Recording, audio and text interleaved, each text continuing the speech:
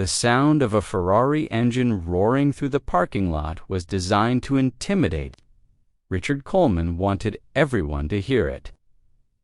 The 58-year-old black man standing beside the faded 1965 Cadillac didn't even look up. James Washington had survived worse than this. "My Ferrari is yours if you can pass me in that wreck," Coleman shouted loud enough for the entire corporate plaza to hear. His voice dripped with the kind of cruelty that comes easy to men who've never been told no. The phones came up instantly, dozens of them.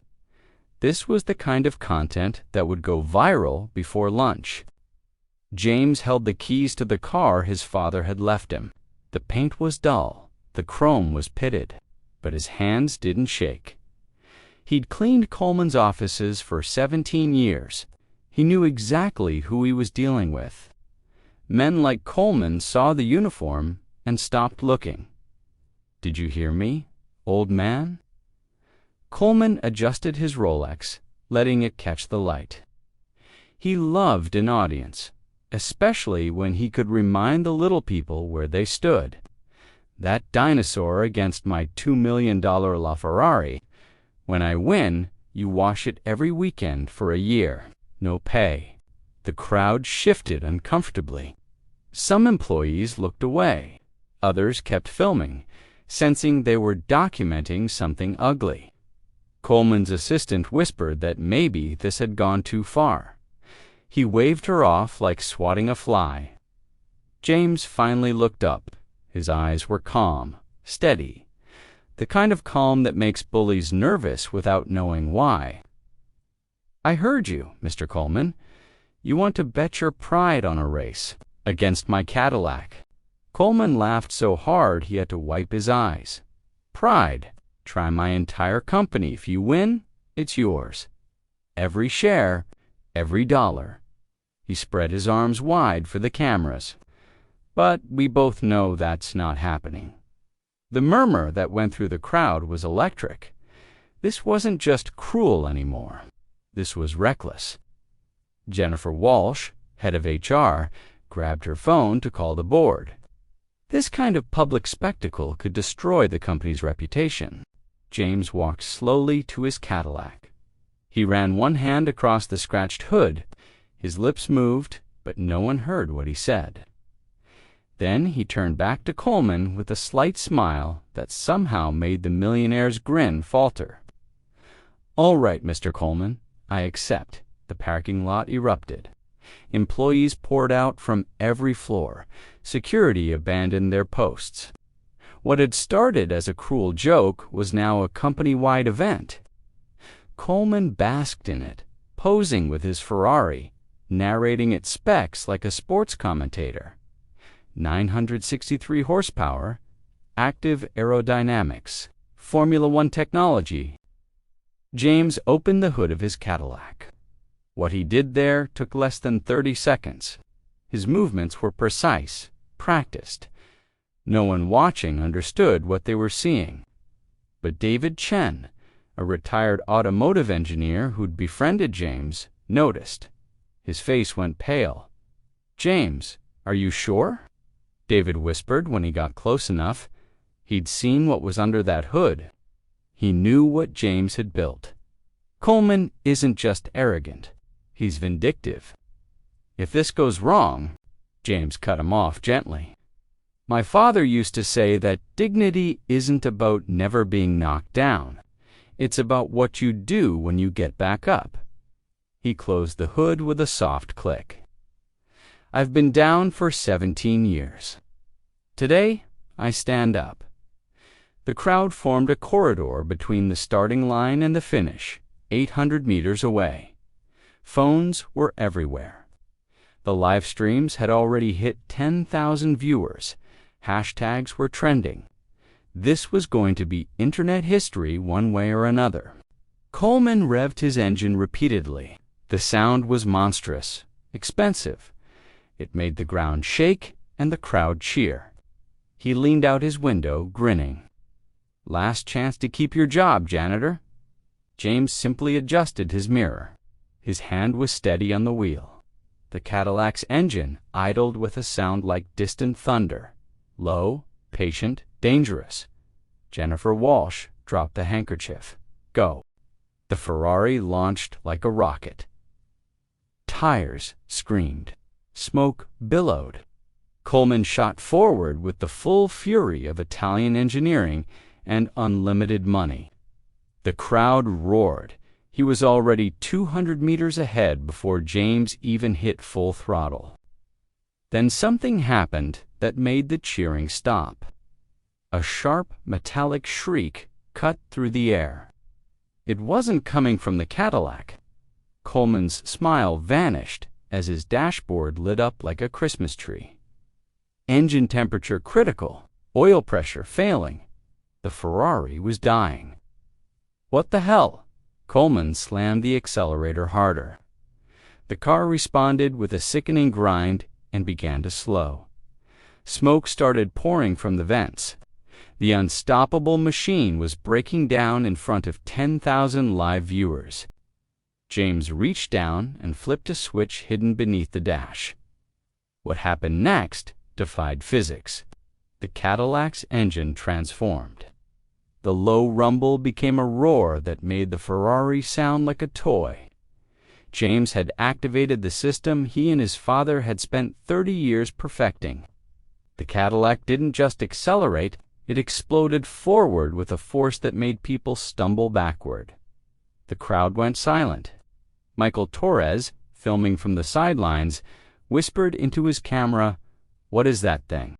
David Chen knew that 1965 Cadillac had been gutted and rebuilt with technology that shouldn't exist outside a military lab.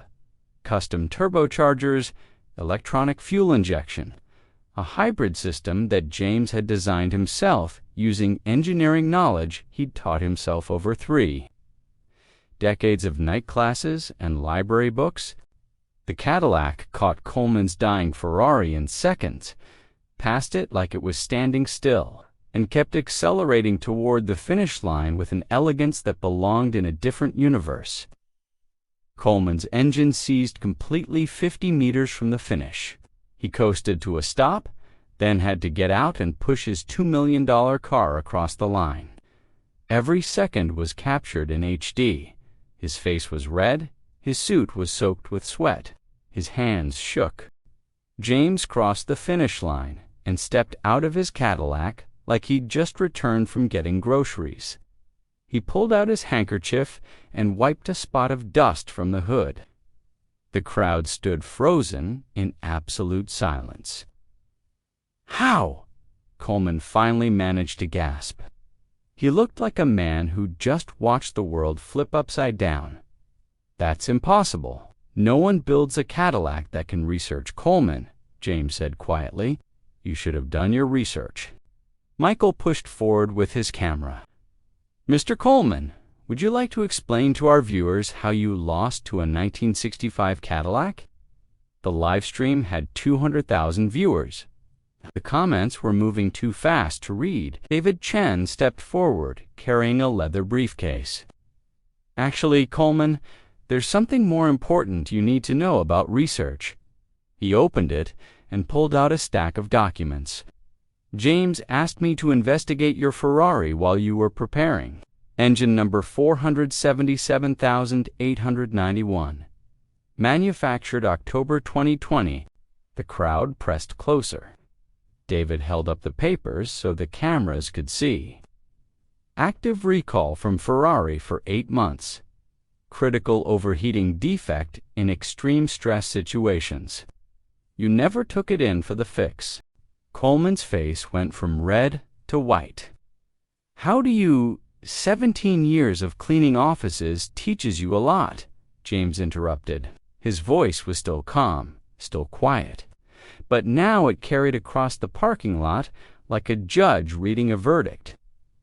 "I've seen every document that crossed your desk, every careless purchase, every shortcut.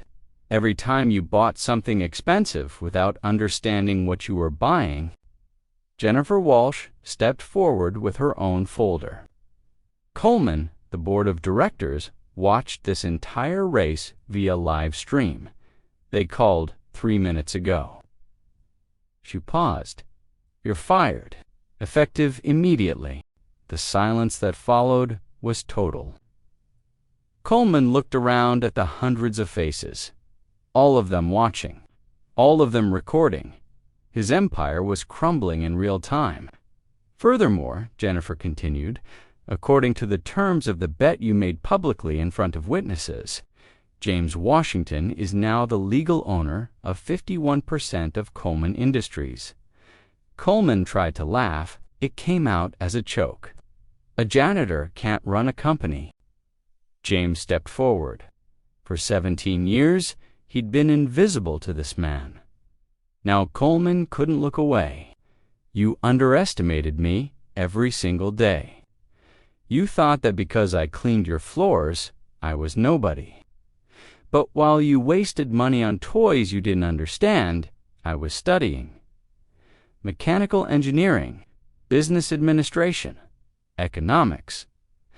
I know more about running a company than you ever did." The crowd leaned in. This was the moment they'd been waiting for. The revenge, the destruction. James Washington finally getting his payback after years of humiliation. "But I don't want your company," James said. The crowd gasped. Coleman blinked in confusion. "I don't want anything built on cruelty and arrogance." "Then what do you want?" Coleman whispered. Just as James replied, "I want you to learn that respect can't be bought, that dignity is priceless. And I want everyone here to see that true victory isn't destroying your enemies. It's proving you were always better than they imagined." He turned to the crowd, to the cameras, to the hundreds of thousands watching online. "But I will accept one thing. Coleman Industries will be restructured. New management, fair wages, and a mentorship program for every employee who was told they weren't good enough." Jennifer nodded. The board already approved it. "James, you're the new chief operating officer, if you'll accept." Michael Torres, still filming, asked the question, burning through the comment sections.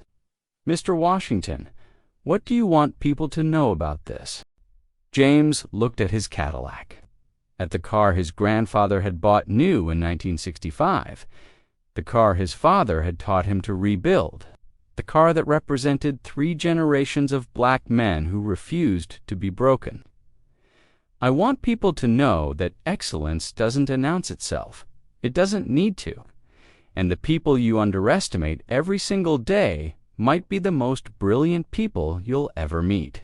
He paused. "My father was a construction worker. My grandfather worked in a steel mill. They taught me that a man's worth isn't measured by what he owns. It's measured by what he builds with his own hands, by the dignity he maintains when the whole world tries to take it away." The video went viral within an hour. 50 million views by the end of the day. Comments flooded in from around the world. Stories of janitors who were artists, security guards who were poets, cleaners who were engineers. All the brilliant invisible people that society had trained itself not to see. Coleman watched from the window of his new studio apartment 3 months later. His savings were gone, his reputation destroyed. No company would touch him. His name had become a cautionary tale about corporate cruelty and the danger of underestimating people. He'd tried to apologize, sent letters, made calls. James never responded. The silence was more devastating than any insult could have been.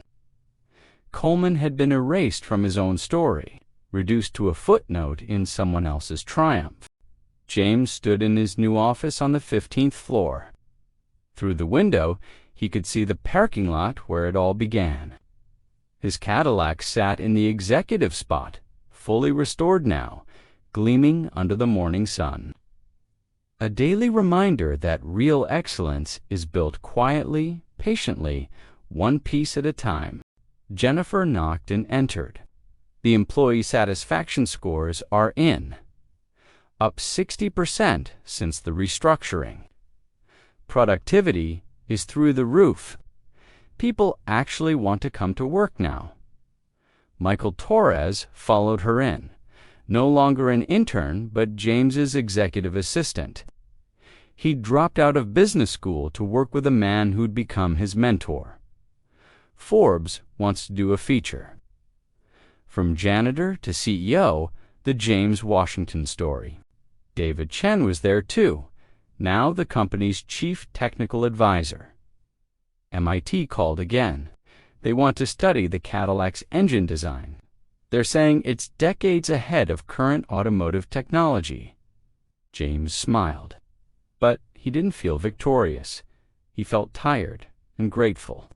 And most of all, he felt his father's presence, his grandfather's, all the black men who'd been told to know their place, who'd been brilliant in silence, who'd built empires in the margins while the world wasn't looking. "What should I tell Forbes?" Michael asked. James turned from the window. "Tell them this. Underestimating people based on their job title is the most expensive mistake anyone can make. Tell them that brilliance doesn't always wear a suit, that genius doesn't always have a degree on the wall. Tell them to look at the people they ignore every single day. Really look, because the person who cleans their office might be the person who could change their life." He paused. "And tell them that my father taught me something more valuable than any education, that true revenge isn't destruction, it's excellence. It's becoming so undeniably good at what you do." The live stream of the race continued to circulate. It became required viewing in business ethics classes, a case study in corporate culture, a viral moment that changed conversations about class and respect and the invisible people who keep the world running. Coleman tried to rebuild, started a blog about lessons learned. It never gained traction. His name was permanent poison. The internet doesn't forgive public cruelty, especially when it's defeated with such perfect, quiet dignity. James established the Washington Foundation, full scholarships for the children of service workers, janitors, kids, security guards' kids, the brilliant, invisible next generation who deserved a chance to show the world what they could build. The first class was 200 students, all of them hungry, all of them underestimated, all of them ready to prove the world wrong. On the anniversary of the race, James drove his Cadillac back to that parking lot. He sat in the driver's seat for a long moment, one hand on the wheel, remembering his father's hands in the same place, remembering the thousands of hours in the garage, the patience, the persistence, the quiet dignity of building something extraordinary while the world looked away. His phone buzzed. A text from Coleman, just 2 words. "I'm sorry." James didn't respond. Some lessons require silence to sink in. Some transformations have to happen in the dark. He started the engine. The sound was still perfect, still powerful, still a reminder that excellence built with your own hands can never be taken away. As he drove out of the parking lot for the last time, James Washington smiled, not because he'd won, but because his father would have been proud. Not of the victory, not of the company, but of the fact that, through it all, through 17 years of being invisible and underestimated and ignored, James had never once bowed his head. True victory isn't about destroying the people who hurt you. It's about becoming so excellent, so undeniably brilliant, that the world has no choice but to see you for who you really are.